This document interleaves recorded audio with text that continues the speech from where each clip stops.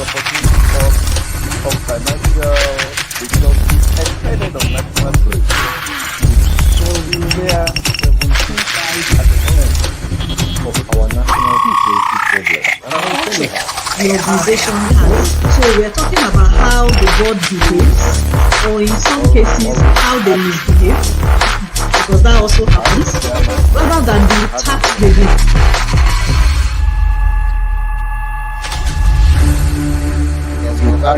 Very rare your running that I know. I tell you, I've secured the name and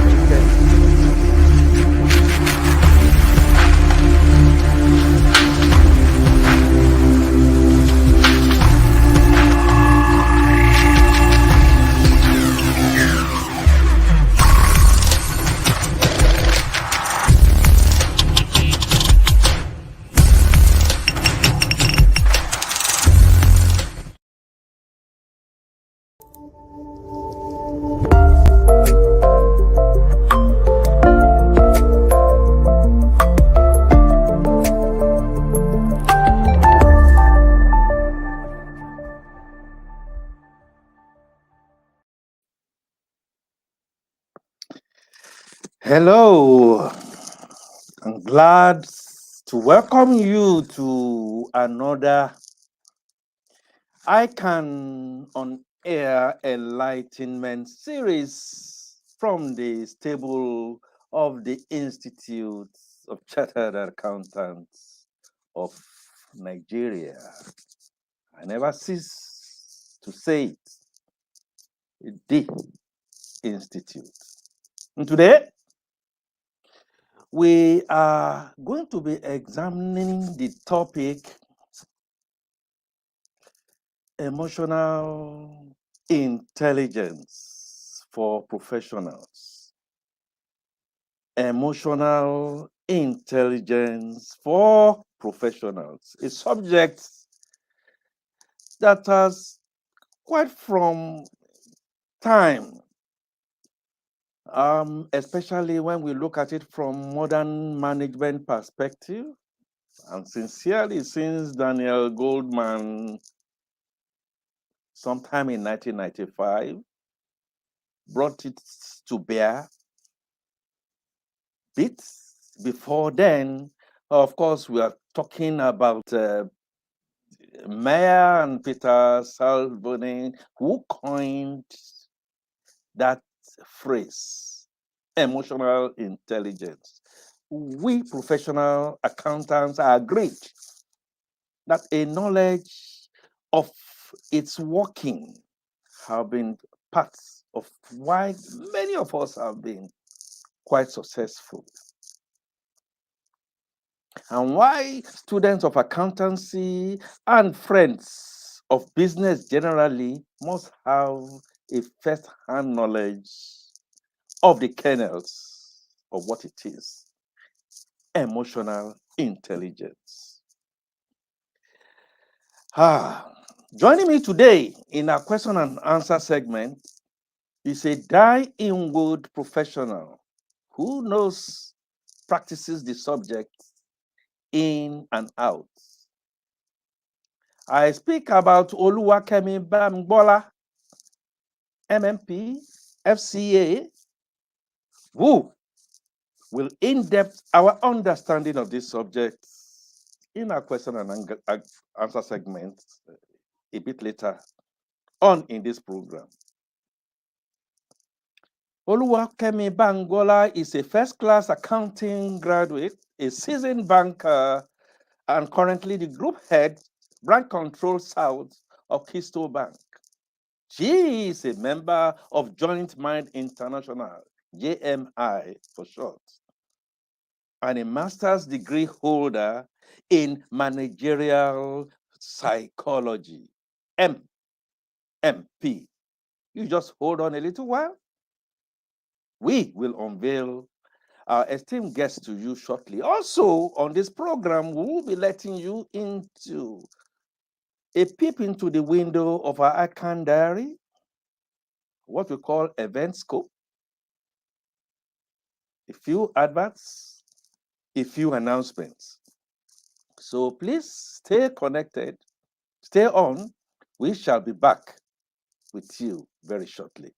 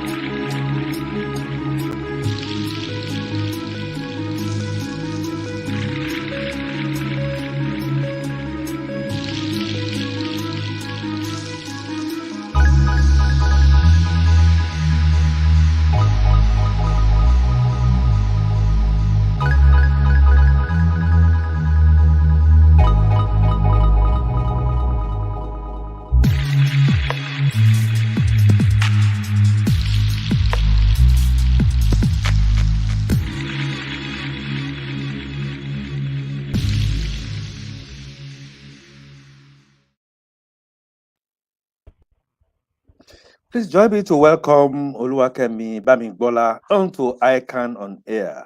OLUWAKEMI BAMIGBOLA, you are welcome. Yeah, good evening, and thank you for having me. Beautiful. Emotional intelligence for professionals. And the way we try to frame things for people to really understand how we are going to go on this journey, we need to get a bit of an understanding practically.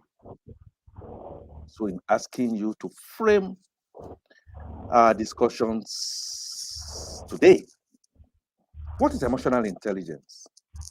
Everybody says they know a bit about emotional intelligence. Sometimes they took emotion and they put intelligence, they add it together, and they feel they know more about emotional intelligence. Would that be the framework? Would that be the boundary to you? And why has it become a buzzword in modern management, especially with human resource people? Thank you. The question is very nice and on point as far as this emotional intelligence is concerned. First, let me introduce emotional intelligence to you. Emotional intelligence is all about identifying your emotion or the emotion of other people around you, understanding it, as well as managing the emotion.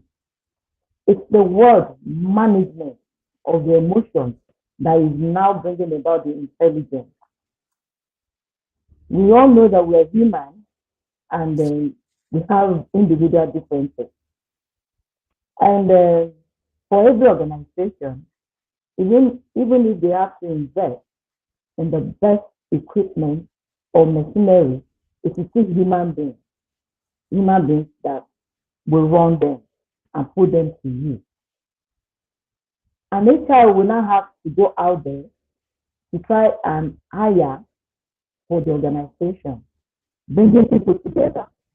And for you to bring people together, which means there is this word that we call teamwork that is expected to drive the goals of the organization.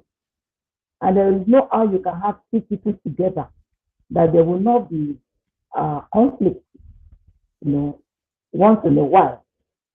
How do we now manage this conflict to ensure it does not crystallize into what we cannot manage or becoming dysfunctional to the extent that the goal of the organization will be put at stake?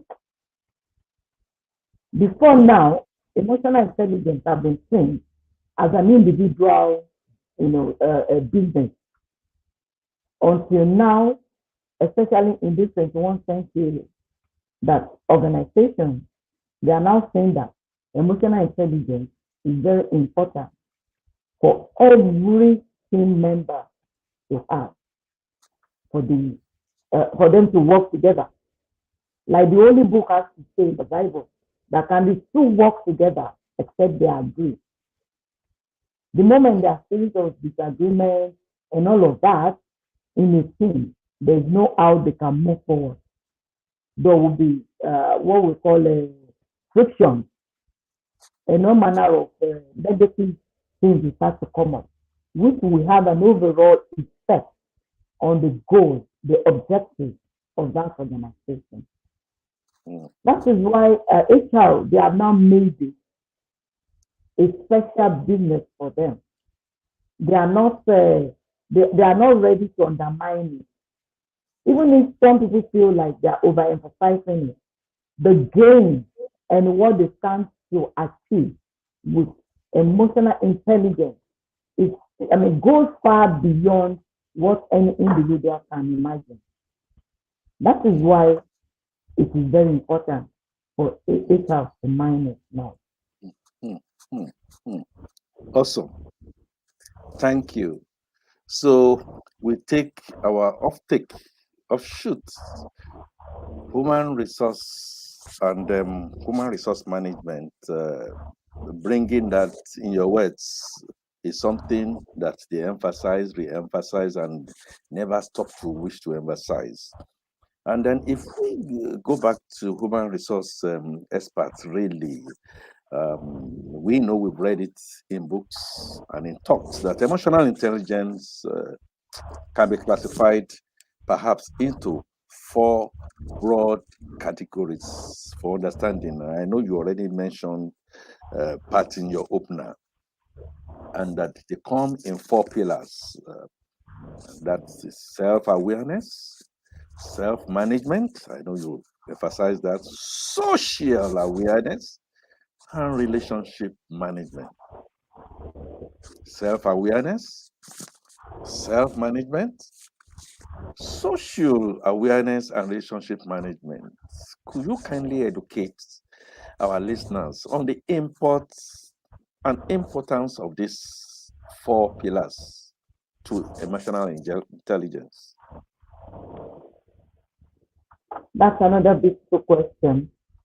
The 4 pillars, like you have mentioned, are the self-awareness, the self-management, the social awareness, as well as relationship management. For self-awareness, it has to do with your own individual person. For you to be honest with yourself and know yourself, be able to identify your emotions, what triggers certain emotions in you, and then for you to accept yourself the way you are, your strengths as well as your weaknesses that you're bringing into the organization. The moment you're able to identify this, your work is half done. If you are someone who is hot-tempered, you're able to identify those things that trigger the anger in you, and then you're able to accept your shortcomings. Then the second one, self-management. It is the next stage after identifying and accepting your emotions. You will now learn how to manage it. It's more or less like a regulator. We can liken it to our iron. When we are ironing our dresses, we have regulations. We have the one that can go for wool, we have the one that can go for rayon and all of that. If you try to use the same temperature for all of them, there's going to be serious problem. And you have your fabric burned in this regard. That is why we must learn to manage our emotions so as not to overreact to issues as they come up. That there will not be issues, that there will not be conflict. Let us erase that out of our minds. Especially leaders, they have to take time to think. And when I say leader, anybody who is a team lead, you have to take time to think and reflect on every difficult situation before you react. Mm. Then social awareness. The social awareness is one of the key components of emotional intelligence. It's a special skill that allows us to understand how other person is feeling. Now, I'm going to bring you in empathy because empathy will play the major role in this regard. Oftentimes, people they mistaken empathy and sympathy to mean the same thing. Definitely no. When you empathize, that means you're putting yourself in the shoes of someone else. You're able to assume the way they feel and be able to identify their needs. And then you'll be able to meet them at the point of their needs. Why sympathy is just like you're grieving with someone. Say someone lost something. Oh, my dear, sorry, oh, yeah, and all of that. It's very, very different from empathy. And that is why empathy is the main ingredient for the social awareness. Then the last one, relationship management. For everyone, relationship management is very important. It is very, very important. Because like they always say, there's one adage, money will finish, material things will finish. It is only human beings that will remain with you. So the major aspect that you have as a person or as an organization is just the people that you have. And before you can gain people, you must have been able to manage the relationship with them properly.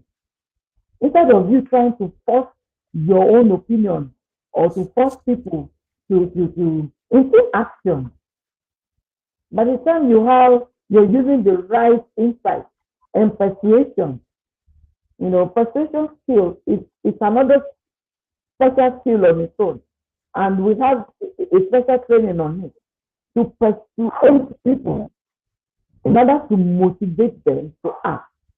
That is why they will just say, this person, before you even speak, people have answered him. It's about relationship with people. And this will enable you to have this aspect where people build trust in you.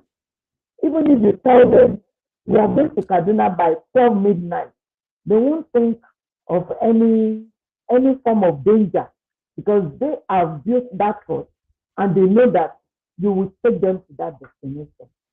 That is one special thing about relationship management. And it pays a long, like I used to have one boy who used to say that your financial account, what is it called? Account. Your financial account is good when your account with bank is very, very robust. That's bank account. But your emotional account is more important. The kind of relationship you have with people, that you maintain with people, that is what will now remain with you, especially after retirement. And even your generation yet unborn, they will gain from it. I have different examples in this regard, but because of our time, let me hold on now. Ooh, yeah. Just give us two examples, two practical or three practical examples that you have in respect to looking at the emotional intelligence. Because let's face it, Madam OLUWAKEMI, we were not all born perfect. In fact, we were all born imperfect. Now we are learning this knowledge about emotional intelligence, how to relate with people, how to relate with self, how to build trust. You often find situations where we are derailed. And then when you derailed, what are you supposed to do? So I'm interested in these practical examples that you have that you may just share one or two with us. Okay, I can remember vividly a lady that went for an interview. She got there early And then every other person that came after her was invited in for the interview. And she kept on wondering what would have made them to forget her here. At the point, she was like about pushing herself into going into art. What have I done wrong? But she kept her cool and she sat down there. Then she was the last person that was invited in. Then the MD of that company now asked her in the interview, let's assume the surname is Babalola. And the MD now said, your surname is Babalola. Do you know one so Babalola somewhere? And I said, yes, that is my father. He's late now. The man answered, wonderful. It's a small world. That I can remember when this man was the principal of so school, that he was sent out of school one day on the account that he could not pay for his wife. So he was sent home. The guy happened to be someone from a very humble background. And when the principal saw him crying away, meanwhile, the MD was not one of the students of the principal's school. He stopped and then asked him, young man, why are you crying? You're supposed to be in school by now. And he explained to the man. The man said, well, I don't have much, but as far as YF is concerned, you're going to write it. And the man took him back to the school and paid for his YF. And other things that were needed, the man stood his ground to make sure that all the materials needed were given to him and that later they were balanced out. That was how the man was able to write his life. He never saw the man again, but the name sticks on his mind. And he told the lady, once you study, after your CV, you have a very beautiful CV, and I'm not surprised your father actually trained you. Take it that you are taken. That was how the lady was taken, and she became the secretary of the company. Meanwhile, the lady was now the one explaining that when the father was alive, they were always like, you're so poor. Is it not, Dangote not someone's father? Is also person not someone's father? But here you are and all of that. But look at the way the relationship that this man had built several years back is now paid off for one of the children, which I believe that the same way it will be paying off for other children as well. Wow. That's why I said relationship that you build with people will not end with you. It will continue to the extent that your generation yet unborn will continue to live from you. Super. Goodwill, as it appears in the balance sheet, continues year in, year out, depreciating slowly. And like you have just said in the Babalola example that you've given, it pays from father to son to daughter. Now let's go a bit binary. Binary is an aspect of modern mathematics, as I know. And in binary, they define synergy as 2 plus 2 is equal to 5. How can corporate entities deploy this emotional intelligence aspect of synergy to achieve synergistic output? How can we adapt this knowledge of a 2 plus 2 to equal 5? How can we do it in practical, we professionals, practically, to get this synergetic output? Okay, like I always like all your questions. This one is also lovely. You know, like I've been saying, emotional intelligence cannot be overemphasized. And for every organization, we know that people is the greatest aspect of every organization. And then for you to now bring them together, to work together, to achieve your own goal, to drive your mission, to drive your vision as an organization. The decision making should be smooth. The way they carry out their work should be smooth. And how do they now achieve all of this? The interpersonal understanding amongst the team members, the teamwork, as well as communication that is devoid of all ambiguity is very important. Because groups or teams, as we call them, they are more creative. You know, we're in 21st century. We talk about creative thinking. We talk about creativity, innovation, and all of that. Because the world is moving fast at the rate that we need to keep running to catch up with it. And for groups to be creative, their members, they must collaborate unreservedly, so that when there's no friction amongst them, people can stop holding back, and they will have smooth passport rooted in emotional intelligence interaction. And how can they harness it to have the synergy? It is all about training and training and training and training of all the stuff. Before now, organizations, they usually have what we call they pay more attention to intelligence process, whereby they are just concerned about how smart their staff or their workforce are for them to carry out the work on ground. But now they realize that it goes beyond that. It's not about how smart you are, how smart.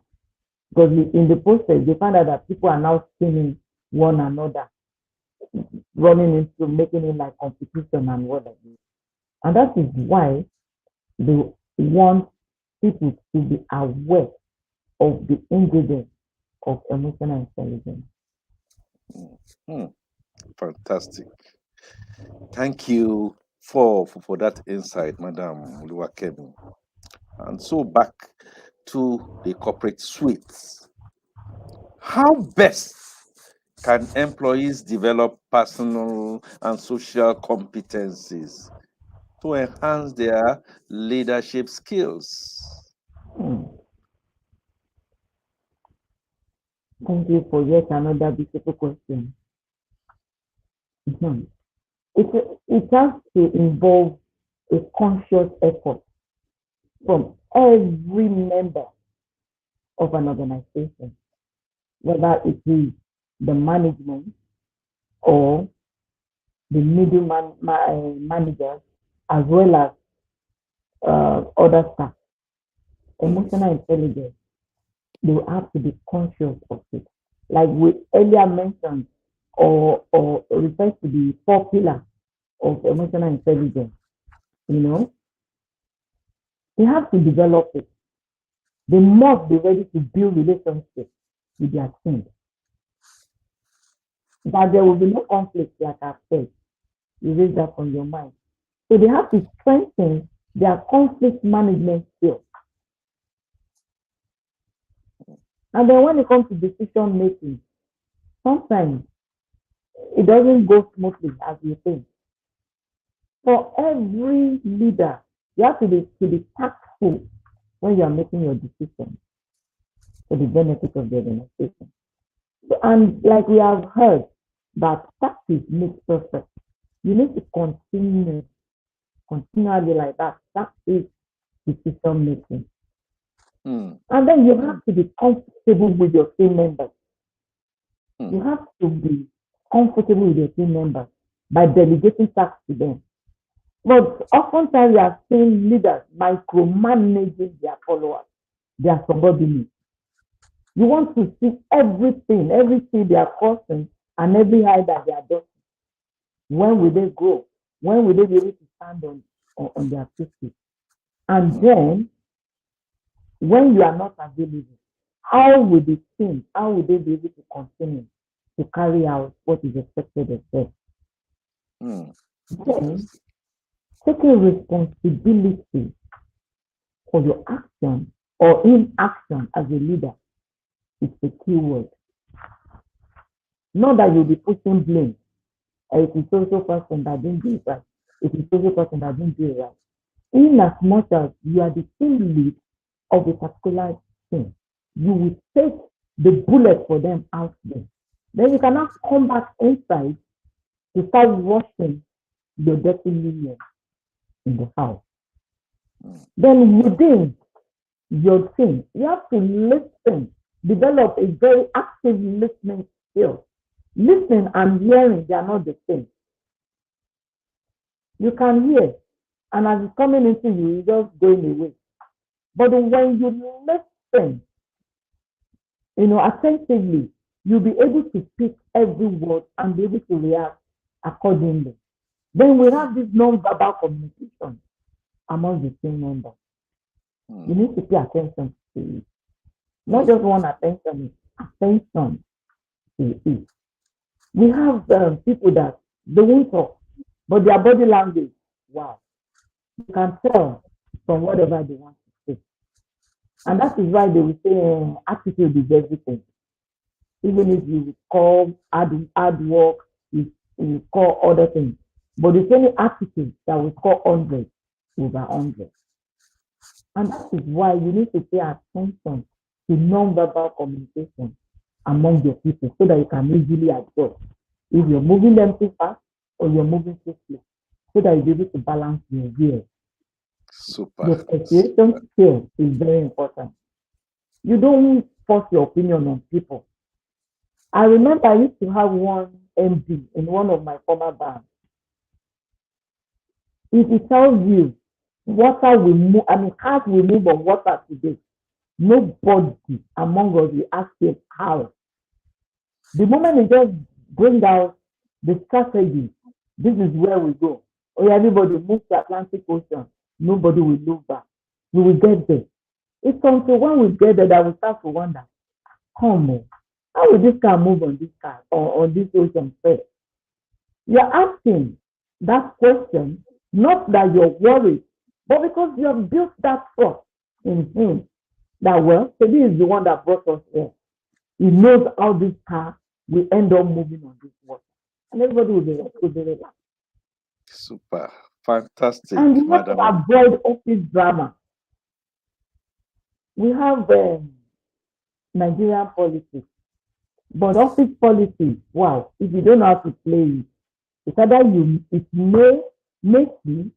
messy or mad. So you need to avoid office drama at all costs. All these all these petty office politics, something that take over the workplace. This one is talking, this one is backbiting, that one is doing all of.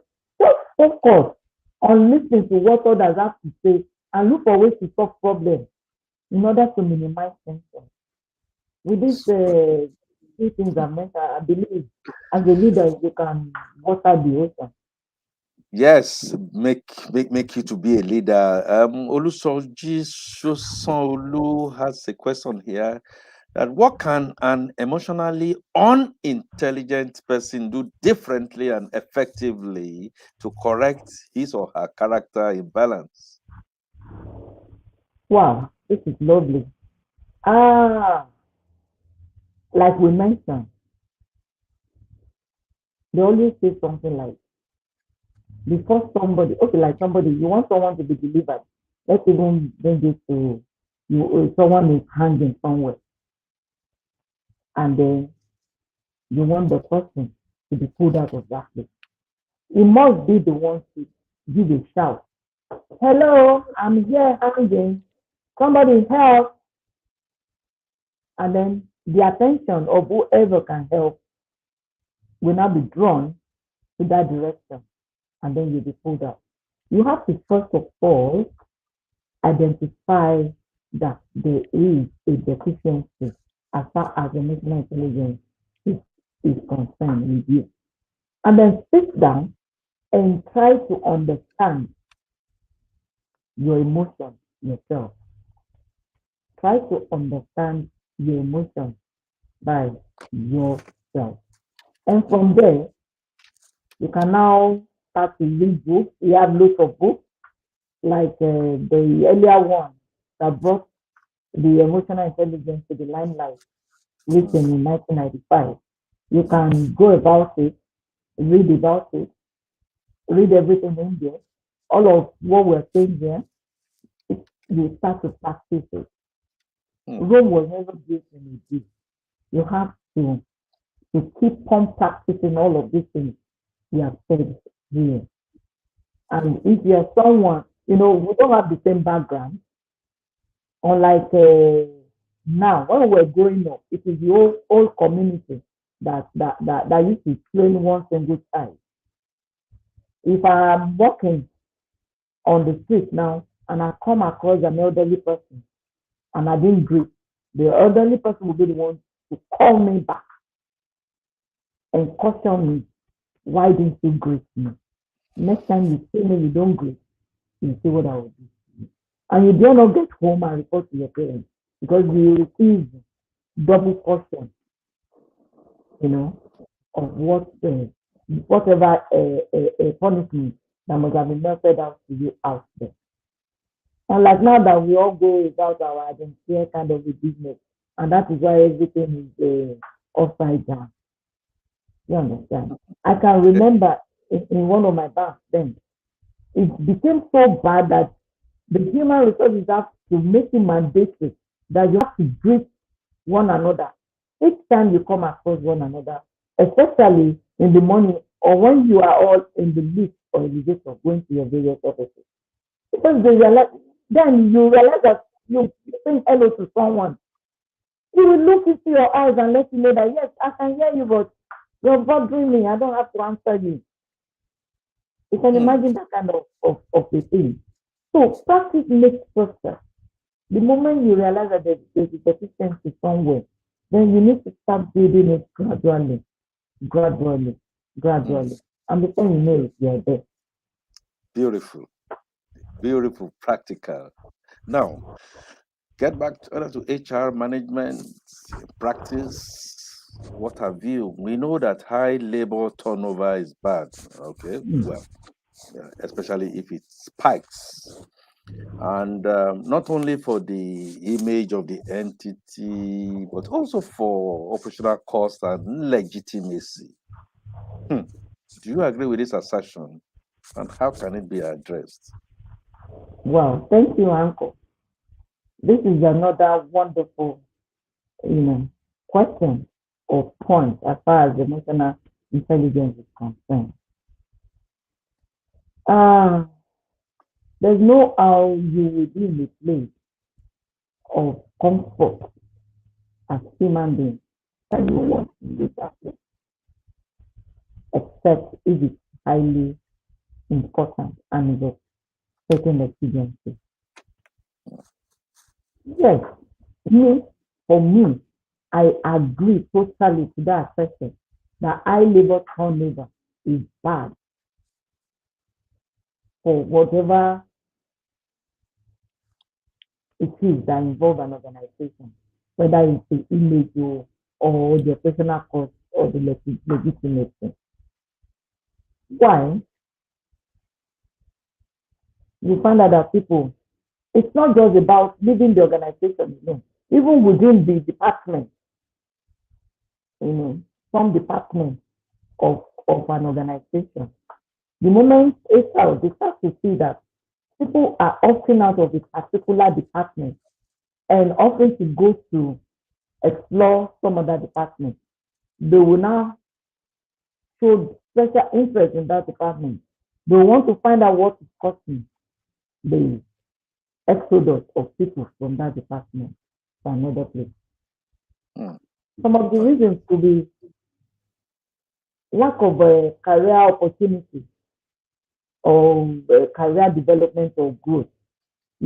Career growth and development, they are not the same. Hmm. They can be growing. They can be increasing your job, your task. There is this thing we call under managerial psychology,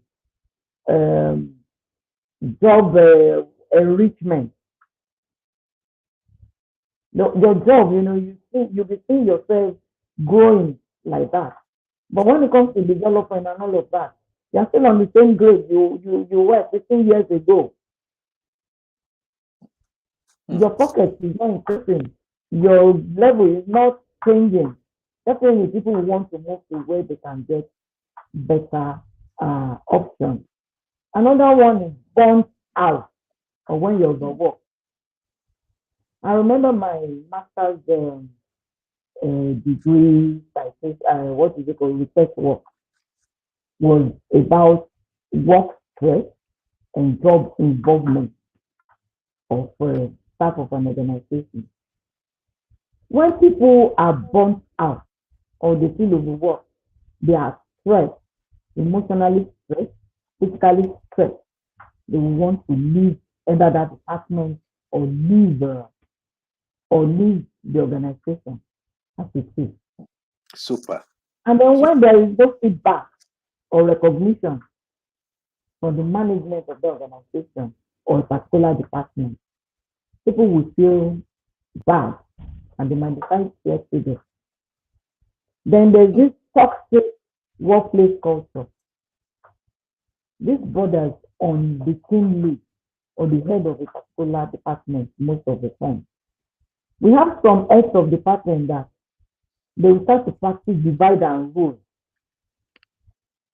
among their team members, among their subordinates. Some people, they feel like that is the only way they can have people's loyalty, or that they can have people that will be coming back to give them feedback, or now people are sharing, or whatever people may be saying behind him or her about him. It is very wrong in an organization. Toxic workplace culture makes people to leave. Then when there is this thing we call work-life balance, when there is no work-life balance, it's work, work, work. I remember several years back, you can decide that you don't want to go on leave because you know it will be monetized. Until when human resources department now decided that you don't go on your leave, it will be forfeited. In order to make sure everybody they go on leave. Because it is not the benefit of going on leave does not accrue to only the staff, but also to the organization. Because people will come back refreshed. And then if there's anything like there is stealing and lading somewhere, there's a fraud that is not yet discovered. The moment that person goes on leave and someone is there to release, it can be unraveled and exposed. Fantastic. In fact, Oliver Okonkwo is bringing in a subject I like us to tie to what we are saying.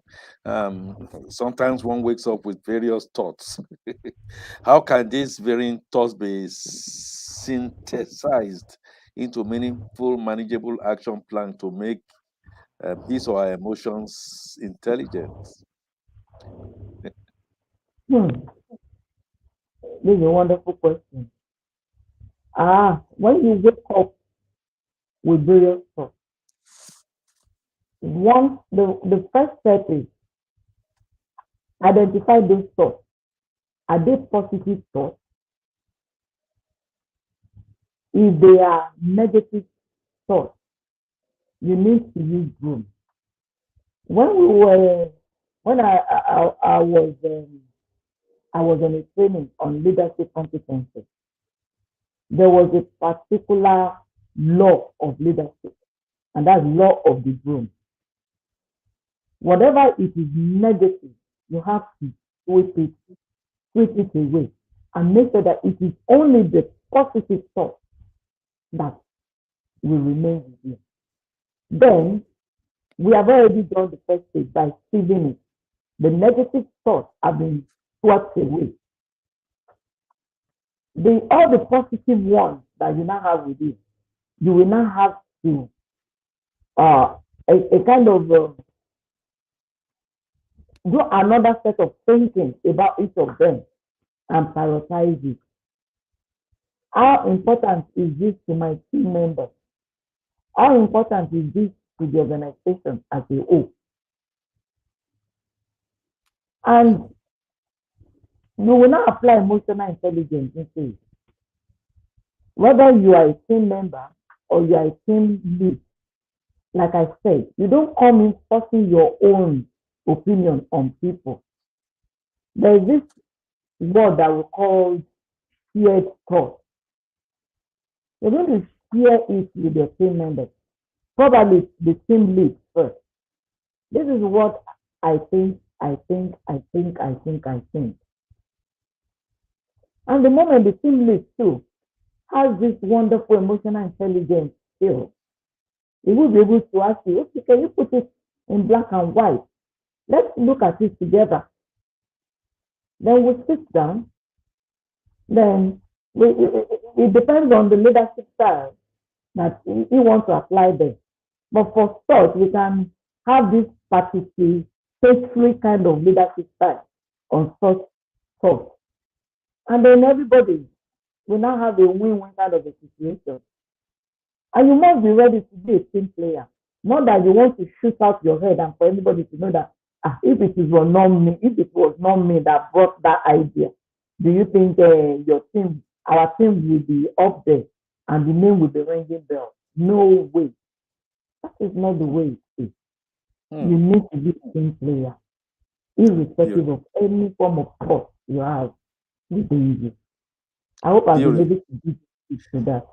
Oh yes, unfortunately, time not being a friend. I like Ayodeji Onabanjo's question because it dovetails into what people and organizations should be doing to be preferred employers. When he says, "What can one do when I notice that my boss lacks emotional intelligence? What can the subordinate do to help him or her?" Briefly. Thank you very much. I think I'm in love with this question. As a subordinate, for you to have a team lead who lacks emotional intelligence is a great body. I've been there before. And there's no how or what you can tell him or her that will make us change our way of thinking or his way of doing things. Instead, the team lead will start to see you as a Judas in that thing. But there's one thing that HR can help with this. There is this 360-degree appraisal, whereby, agreed, it is the team lead who appraises the team members. There is also this 360-degree appraisal will now make the team members to appraise the team lead to the point of recommending training me. Amazing. Amazing. But And I can, okay, I found out that quite a number of HR departments, they have just said that particular 360 appraisal. And one of the reasons why that is busted from my knowledge is the anachronistic way of doing things or not moving in the right direction. I remember attending an AMCPA training midwife by the Institute of Chartered Accountants of Nigeria, and 360 degrees came in. And I remember in class that day, somebody said, "Which one is this 360 degrees? Are you asking me to turn backwards?" and all that. And that takes me again to Abel Aigbedion Assen's thought, practical now. The former boss told him, well, he thinks sadly, the boss didn't think it was a sad thing, and straight faced it. That greeting is not official. You just do your work. He would have said to him. How do you react to this? Like I said before, we have different leadership styles. If we look at this particular boss's leadership style. It's just task oriented. It's no relationship person. Mm. Mm. And the moment your team leader had already told you, please don't greet me, that means it's not essential to him. It's not important to him. Even if you feel, how can I come to the office and I won't get someone? You need to apply emotional intelligence as a team member in that regard. Identify the emotions of your boss as far as that greeting, you're saying hello, exchanging pleasantries is concerned. He doesn't want it. And then you can look for some other way, to have him come around gradually and all of that. And Maybe then help one him. day you can just introduce it in the meeting. Like I remember one of my bosses then, he was task oriented. Just work. Even when you're trying to explain your challenges to him, he was not interested. All he wanted is result. That was always his what He's, was he's what, result. yeah, But unfortunately, time not being our friend. There's something okay. I'm just picking from here. So you have identified that it's a task manager. You don't have to applying emotional intelligence. Sometimes we'll see one or two things that will come. It could be by way of two, three people coming in, and then you can just duck behind that and you begin to help him or help her. If you just coming in into this program, this is ICAN on Air. We've been looking at emotional intelligence for professionals, the fielding questions to OLUWAKEMI BAMIGBOLA. Time not being a friend, I like to throw perhaps this last one. We are chartered accountants, we are professional accountants, and we are students wanted to be inducted into the Hall of Fame to be called chartered accountants. Can we, as chartered accountants, benefit from embracing emotional intelligence in our places of work or in our relationship with clients? After all, the perception sometimes is that we are accountants, we are tight-fisted, we are always looking straight, we may not be smiling and what have you. Can we, just very briefly? Thank you, Uncle. Every profession or professional needs emotional intelligence. And to drive it home to the chartered accountant, emotional intelligence is very important. Mm. Like we said, the self-awareness. This one will help you to, for identification of your own emotions first, and then you'll be able to have this kind of self-appreciation if you have done well. I've seen situations whereby I will have taken an action, and then later I will not be talking to myself as if I was appraising myself. Kenny, that was too much. You shouldn't have done it that way. And then I will not be working out that anytime such occurs again, I will ensure there's no reoccur. And then for self-management, accounting and accountant, our profession is basically on integrity. So the moment you're able to manage yourself well, you will know when to cut it. You will know when to say, yes, this is bust off. Wow. You will have discipline. You will have self-control. You will be trustworthy. Then you and have naturally we will add accuracy to our integrity. Unfortunately, because time is not our friend, I like us to give us your parting shots, your final words on this very important subject. Thank you, Uncle, and for the opportunity. Emotional intelligence, like I said, cannot be overemphasized or undermined. In fact, the education system is changing. I don't know if Nigeria embraced it. The 4 or 6 field of education. Character building is now part of it for children, primary school, secondary school, and all of that. Character building. Another one, community, what do we call it? Contribution, as in contributing to the community and all of that. It's also part of it. Like I said, everyone needs it. Whether you're a baby up to when you are even very old, you need it in every facet of life and your career of profession. Please hold on to it. Don't let anything, play the fast one on your emotions. We are human beings, like I said. Sometimes we overdo so. But the moment you are able to do self-appraisal, next time you will practice to ensure your emotion is better on such an instant.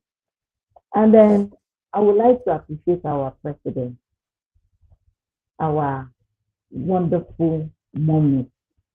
One, as we all know, is for women, for this wonderful initiative to bring ICAN on air, basically to educate professionals. And I can bet you there is not only accountants, chartered accountants that are here benefiting from it. It cuts across every profession, even if you're a pastor, even if you're a market woman. You need emotional intelligence for your customers to return to you next time and not go somewhere else. Likewise for our clients and customers of organizations. My wonderful answer, I think, Pastor Care, I want to appreciate you. You're doing a wonderful job there. I've been part of different topics that you've been bringing here, and I can bet it with you. I've been benefiting, and I'm ready to recommend this to every one of my that I come across. If I send the link to my children for them to watch from their campuses, so that they can benefit from it as well. Fantastic, super. I being the tip. The base of the iceberg is in our editorial team. We are going to show you at the end of this. I want to thank you very much, our esteemed guest, Mrs. BAMIGBOLA. I'd like to also thank our online listeners for what they have done this far. It's been wonderful, having you with us. And this is not going to be the end. We are on. The next ICAN on air will be on Thursday, May 12, year 2022. Time will still be 6 p.m. West African time on all ICAN social media channels, YouTube and Facebook. Topic will be best practices and sustainability of family businesses in Nigeria. We'll be having guesting with us Olufumilayo Olani, MSc, ACA, CITN. She is a senior manager in the private clients and family wealth practice of Anderson Tax in Nigeria. Has oversight functions on the entire tax and accounting activities for Nigeria, Angola, Sierra Leone, Ghana, and has assisted with review of withholding tax, VAT, stamp duty, multi-payroll, and social security knowledge of other African countries like Chad, Niger, Congo, and Gabon. Quick on the march. Please do not forget to join us on Thursday, May 12, 2022, to be a part of this. An announcement, the 69th induction ceremony for the Institute of Chartered Accountants of Nigeria will take place on the 24th and 25th, year 2022. Please, I'd like you to take note of that. I like to quickly drop my nugget for the day. And I quote, each moment is a choice. No matter how frustrating or boring or constraining or painful or oppressive our experience, we can always choose how we respond. End of quote. That is attributable to Mark Brackett. And so the sun sets on our ICAN on Air offering today to arise again on Thursday, May 12, 2022. As I always say, you'll be the change that you'd like to see. Until then, I remain Akifatunke, your anchor, ICAN on Air. Bye for now.